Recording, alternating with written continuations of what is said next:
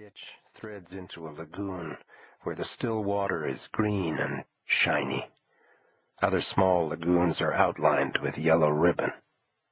A parking lot is filled with large metal canisters painted a pretty aqua color. They resemble gargantuan Prozac capsules. Thousands of them line the pavement.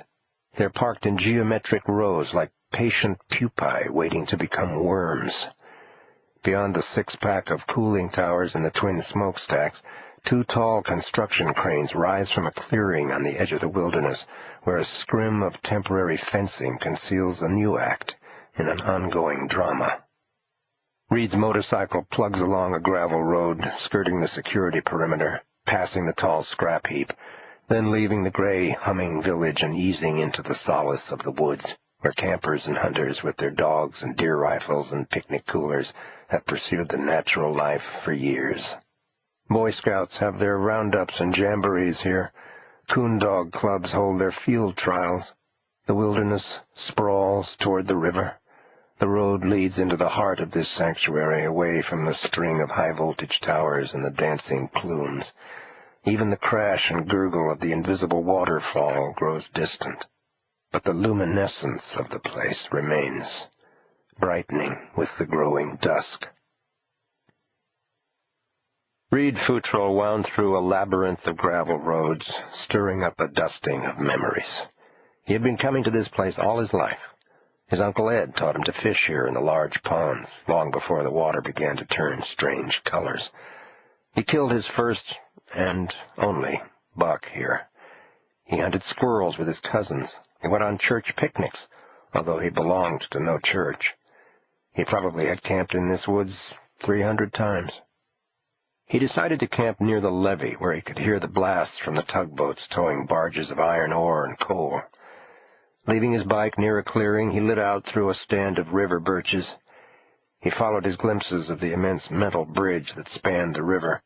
At the top of the levee, he squatted and let the last of the sunset happen, imagining it was coming out of him, that he had the power to make the sun go down. If the sun, flaming orange, was like the inferno inside him, the burning blaze of fear and desire, then perhaps he could drop it over the horizon as casually as a basketball. He rose to attention as the sun's top rim sank. A haze of thin clouds spread above the horizon. A cool tinge in the air brushed his skin. A coal barge was gliding along, and he could see the tugboat captain on his perch. Reed had considered that way of life for himself at one time, a means of living without moorings. At the levee, he was always aware of his maternal grandfather, who had worked with the Army Corps of Engineers building the levees and preparing the way for the marching towers of electricity that fed the gaseous diffusion plant.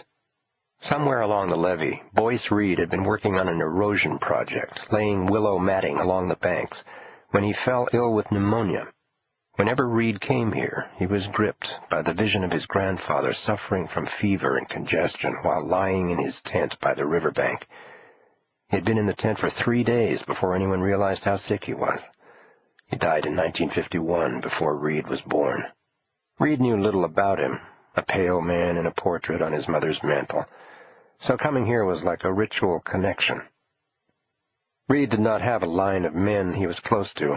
His father, Robert Futrell, had died young in 1964 when Reed was only 6, in an accident at the plant. It was up to his uncles to teach him how to be a man. "It's the way your daddy always baited his hook," they would say, or, "He was a champion when it came to muzzle loading. And the Almighty broke the mold after he made Robert Futrell." Reed felt he couldn't live up to his father's reputation, and it took years for him to realize that his uncles meant nothing personal. In the growing darkness, he hiked briskly through the woods back to the spot where he'd left his bike. He made his camp methodically, laying out one of his tarps on the ground and stringing the other among some tree branches for an overhead shelter. Then he smoothed off a place for his tent. Slamming the pegs with satisfaction, he anchored the base corners, then wormed the aluminum tubes through their little fabric tunnels. His pup tent sprang open like a flower unfolding on high-speed film.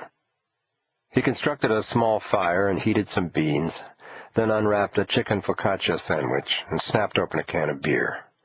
He ate watching the fire swell and turn colors.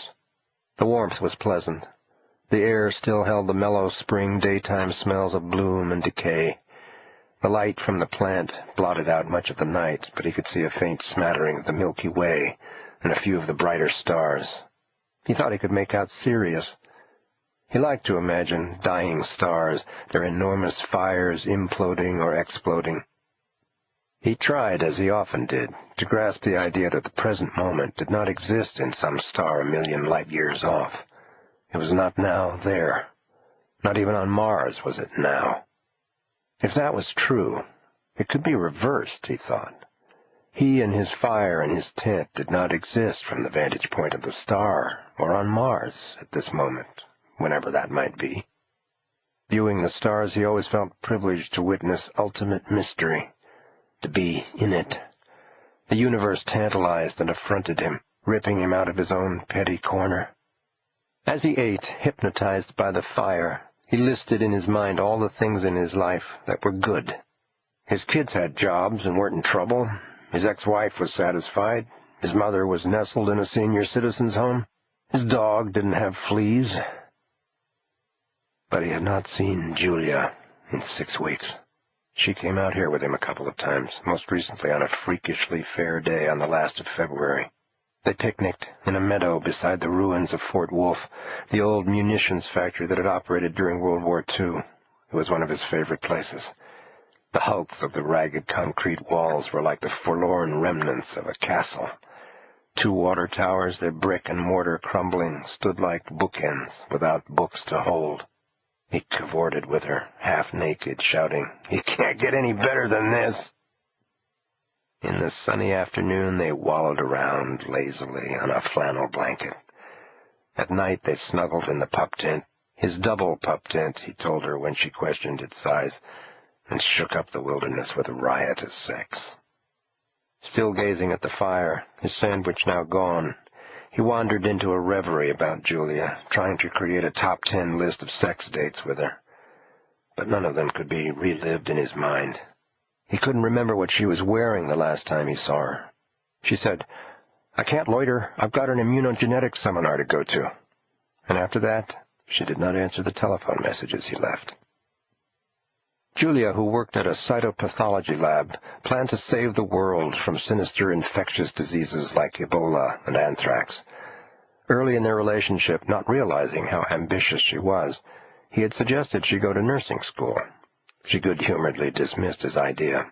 "I could stick people," she said, "but I'd rather be in charge of a mental hospital than have to do a Foley or a rectal." "Well, you'd rather hear about their cracked minds than look at their cracks," he said. She thought for a moment. A cracked mind. I like that. Julia was from Chicago. He loved to hear her talk, her sweet Scandinavian, Irish, Polish twang, her sharp, precise sounds, her back-slanted A's and rounded O's. He missed her vowels. He missed her lip gloss.